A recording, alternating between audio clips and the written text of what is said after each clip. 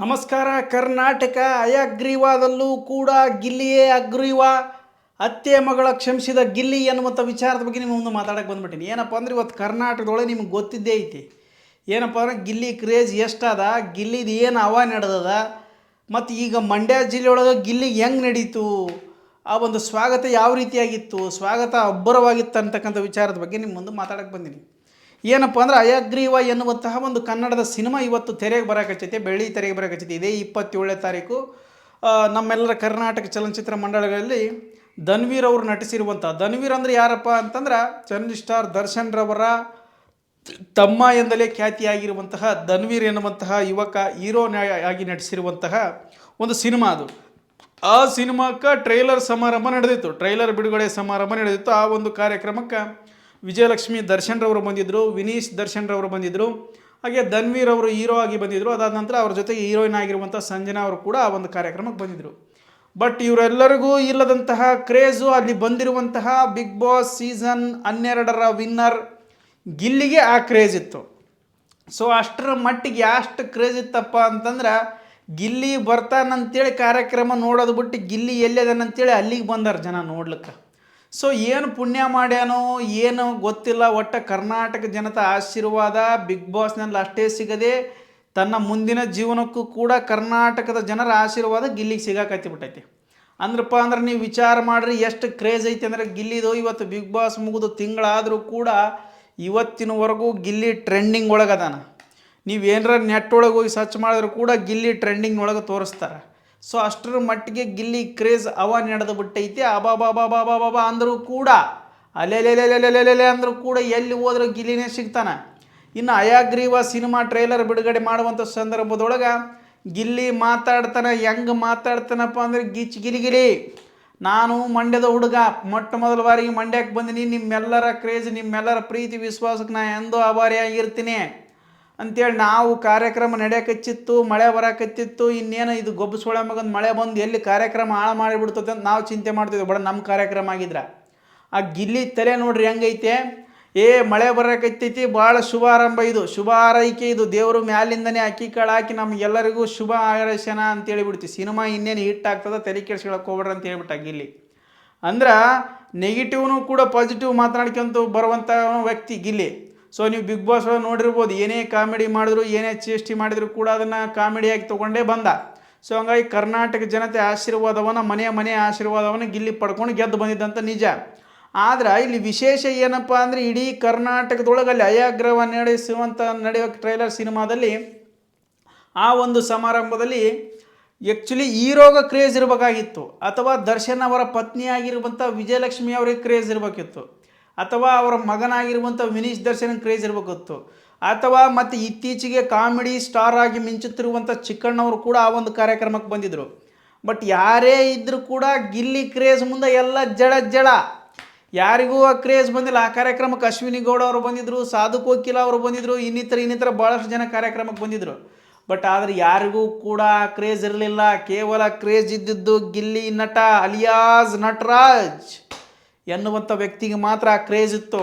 ಅಬಾಬಾಬಾ ಏನು ಕ್ರೇಜ್ ಅಂತೀರಿ. ಮಾತಾಡ್ತಾ ಅಥವಾ ಸ್ಟೇಜ್ ಮೇಲೆ ಕಾರ್ಯಕ್ರಮ ನಡೆಯೋಕ್ಕಿಂತ ಮುಂಚೆ ಕುಂತಿದ್ದ ಎಲ್ಲರೂ ಮಾತಾಡಿದ್ರು. ವಿಜಯಲಕ್ಷ್ಮಿ ದರ್ಶನ್ ರವರು ಮಾತಾಡಿದ್ರು, ನಿಮ್ಮ ಅಣ್ಣ ಯಾವತ್ತಿಗೂ ಕೂಡ ಜೈಲೊಳಗೆ ಚೆನ್ನಾಗದಾನ, ಯಾರೂ ಕೂಡ ತಲೆ ಕೆಡಿಸ್ಕೊಬಾಳ್ರಿ, ನಿಮ್ಮ ಪ್ರೀತಿ ನಿಮ್ಮ ವಿಶ್ವಾಸ ಸದಾ ನಿಮ್ಮ ಅಣ್ಣನ ಮೇಲೆ ಇರಲಿ, ಆತ ಆದಷ್ಟು ಬೇಗ ಹೊರಗಡೆ ಬರ್ತಾರೆ, ಅವ್ರ ಆಶೀರ್ವಾದ ನಿಮ್ಮ ಆಶೀರ್ವಾದ ಯಾವಾಗಲೂ ಸದಾ ಇರಲಿ ಅಂತ ಮಾತಾಡಿದ.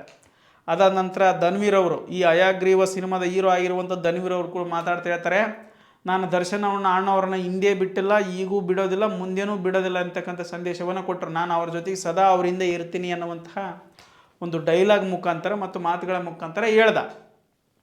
ಅದಾದ ನಂತರ ಮಾತಾಡಿದ್ದೇ ಗಿಲ್ಲಿ ಫುಲ್ ಕ್ರೇಜು. ಈಕೆ Ashwini Gowda Bigg Boss season winner Gilli ಗೆದ್ದ ನಂತರ ಗಿಲ್ಲಿ ಬಡವನ ಗೆಟಪ್ ಹಾಕ್ಕೊಂಡು ಗೆದ್ದಾನ.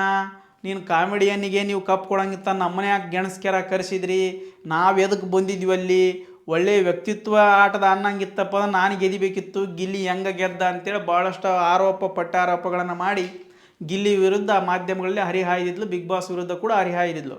ಬಟ್ ಆದರೆ ಗಿಲ್ಲಿ ಅವೆಲ್ಲವನ್ನು ಕೂಡ ಮನುಷ್ಯನಾಗ ಇಟ್ಕೊಳ್ಳಾರ್ದಂಗೆ ಅದೇನವೆಲ್ಲ ನೋಡಿದ್ದ. ಪ್ರೆಸ್ ಮೀಟ್ ಅವರು ಕೂಡ ಪ್ರೆಸ್ ಮೀಟ್ ಮಾಡುವಂಥ ಸಂದರ್ಭದಲ್ಲಿ ಗಿಲ್ಲಿ ಕೇಳಿದ್ರು, ಏನು ರೀ ಗಿಲ್ಲಿ ಅವರೇ, ಅಶ್ವಿನಿ ಗೌಡ ಅವ್ರು ಹಿಂಗೆ ಮಾತಾಡಕಚ್ಚಾರ ನಿಮ್ಮ ಬಗ್ಗೆ, ಇದ್ರ ಬಗ್ಗೆ ಏನು ಮಾತಾಡ್ತೀರಿ ಅದ್ರ ಬಗ್ಗೆ ಏನು ನೆಗೆಟಿವ್ ಕಮೆಂಟ್ಸ್ ಏನು ಕೊಟ್ಟಿದ್ದಿಲ್ಲ. ಬಟ್ ಆಕೆನ ಕ್ಷಮಿಸಿ ಅದೆಲ್ಲ ಗೆದ್ದ ಮೇಲೆ ಇದ್ದಿದ್ದು ಈಗಿದ್ದ ಬುದ್ಧಿ ನನಗೆ ಗೊತ್ತಿದ್ದೈತೆ, ಯಾಕೆ ಬೇಕಾಗೈತೆ ಅಂತೇಳಿ ಗಿಲ್ಲಿ ಮಾತಾಡ್ತಾ ಮಳೆ ಬರೋಕತ್ತಿತ್ತು.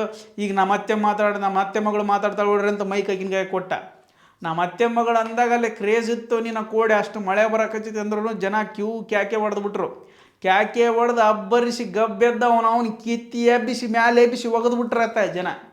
ಅಷ್ಟರ ಮಟ್ಟಿಗೆ ಗಿಲ್ಲಿ ಕ್ರೇಜ್ ಆದ. ಆದರೂ ಗಿಲ್ಲಿ ಏನು ಪುಣ್ಯ ಮಾಡ್ಯಾನೋ ಗೊತ್ತಿಲ್ಲ, ಜನಗಳ ಆಶೀರ್ವಾದ ಅಂತ ಸಿಕ್ಕಾಪಟ್ಟೆ ಸಿಕ್ಕಿಬಿಟ್ಟದ. ಅದಾದ ನಂತರ ಇನ್ನೊಂದು ವಿಚಾರ ಏನಪ್ಪ ಅಂದ್ರೆ, ಎಷ್ಟು ದೊಡ್ಡ ಸೆಲೆಬ್ರಿಟಿ ಆದರೂ ಕೂಡ ಇಷ್ಟು ಜನಗಳ ಆಶೀರ್ವಾದ ಎಲ್ಲಿ ಹೋದರೂ ಕೂಡ ಯಾವುದೇ ಸಿನಿಮಾ ಸ್ಟಾರ್ ನಟರುಗಳು ಕೂಡ ಸಿಗದಂಥ ಒಂದು ಕ್ರೇಜ್ ಅದು ಸಿಕ್ಕಿದ್ರೂ ಕೂಡ ಎಲ್ಲೇನೋ ಹೋಗು ಹುಡುಗ ಚಾಳೆ ಕಾರ್ಯಕ್ರಮ ಮಾಡ್ತಿರ್ತಾರೆ, ಹುಡುಗರನ್ನ ಎತ್ತಿಂಗ್ ಕುಂತ್ಬಿಡ್ತಾನೆ. ಇಲ್ಲಪ್ಪ ಅಂದ್ರೆ ಯಾರು ಮಾತಾಡ್ತಾರೆ ಅವ್ರಿಗೆ ಕೈ ಕೊಟ್ಕೊಂತ ಕುಂದಿರ್ತಾನೆ, ಯಾರು ಮಾತಾಡ್ತಾರೆ ಅವ್ರಿಗೆ ಕೈ ಎತ್ತಿಂತ ಕುಂದಿರ್ತಾನೆ, ಇಲ್ಲ ಯಾರ ಸೆಲ್ಫಿ ಕೇಳಿದ್ರೆ ಅವ್ರಿಗೆ ಸೆಲ್ಫಿ ಕೊಟ್ಕೊಂತ ಕುಂದಿರ್ತಾನೆ. ನಾನೊಬ್ಬ ದೊಡ್ಡ ಸೆಲೆಬ್ರಿಟಿ ಅನ್ನುವಂಥ ಒಂದು ಅಹಂಕಾರನೇ ಇಲ್ಲ. ಮತ್ತು ಎಲ್ಲಿಗೇನೋ ಓಲೋ ಚಲೋ ಡ್ರೆಸ್ ಹಾಕ್ಕೊಂಬರ್ಬೇಕು ಅಂಬೋದಿಲ್ಲ, ಯಾವ್ದು ಸಿಗುತ್ತೆ ಅಮಾಲಿ ಮಾಡೋರು ಟಿ ಶರ್ಟ್ ಸಿಕ್ಕನ ಅದನ್ನ ಹಾಕ್ಕೊಂಡು ಬಂದ್ಬಿಡ್ತಾನೆ ಕಾರ್ಯಕ್ರಮಕ್ಕೆ. ಅಯಗ್ರೀವ ಸಿನಿಮಾ ನಡೆಯುವಂಥ ಟ್ರೈಲರ್ ನಡೆಯುವಂಥ ಸಂದರ್ಭದಲ್ಲಿ ಒಂದು ಸಣ್ಣದ ಬಿಳೆ ಅಂಗಿ ಹಾಕ್ಕೊಂಬಂದ್ರೆ ಅದು ಕೂಡ ತೋಳಿಗೆ ಸರಿಗಾಗಿ ಆಗೋಲ್ತು. ಮತ್ತು ಹಂಗಾಗಿ ಗಡ್ಡ ಕೂಡ ಮಾಡಿಸೋದಾಗೋಲ್ತು.